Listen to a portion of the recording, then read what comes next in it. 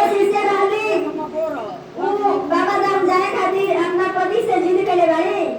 तो देखी वो कौन भाव में कहा गई कि हमरा के सब गांव भर के लोग अगल बगल के भैया चाचा सब लोग जात बड़ी चाची भौजी हमरा के जाए दी। मोर पति कहत रहे ना कहां जेबू पैसा उतना रखे कि जे आगे चल दी ना हमरा ये सब जाए दी ना जा दे हम तो देखी आज से हमरा से बातें जब तक रोज हमरा के जो घर ना जाए थे हो तो देखी कि के माध्यम से काम में बहुत आई